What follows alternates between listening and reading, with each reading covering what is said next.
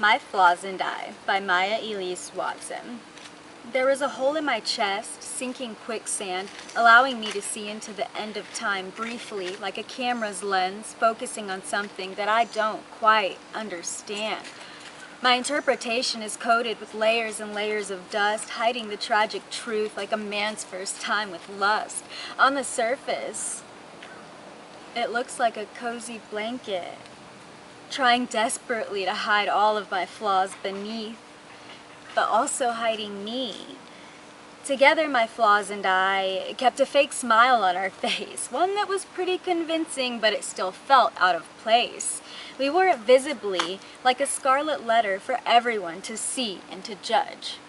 Only it was hindering us from real happiness, making us hungry for it like animals attacking out of instinct, or perhaps just trying not to starve. It marveled me that, like a telescope eager for a night sky, my flaws and I, we started to search savagely for a sign throughout the night. And we waited, ready to give up for good as dawn approached, without an answer to a question we didn't even ask, foolishly just hoping for a sign. But instead, we got a miracle. And when he found us there in the dark, he said he was the hole in my heart, a fickle me choosing to see only what the lens could free, while the flaws in my head, they kept me buried in bed, desolate of courage, unable to dig myself out.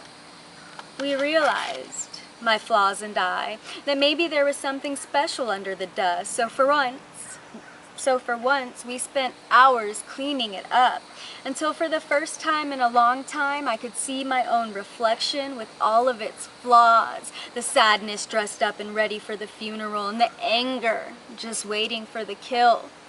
But when I closed my eyes again, there was strangely something other than death. Each gravestone around me had transformed into a remarkable sight, each one retracing moments in my life where my flaws were afraid of the moonlight, framing my mind with questions that could not be asked without the rebirth of insight. And then we were somehow lifted from the decrepit bed, my flaws and I, until we could see our vessel weeping, only she didn't have a face. It was then that a surreal light suddenly blinded us and everything went black. A few moments passed and I felt myself inside of me again, and I went to roll over to realize I was finally standing up next to the bed. The same bed I had spent the last 30 days in, unable to cope with the loss of my sweet child who grew wings much too fast. I stopped taking pictures after that. So the confusion settled in when I saw a photo was laying upside down on my bed in front of me. And what I saw took my breath away. My smile, it was flawless. Thank you.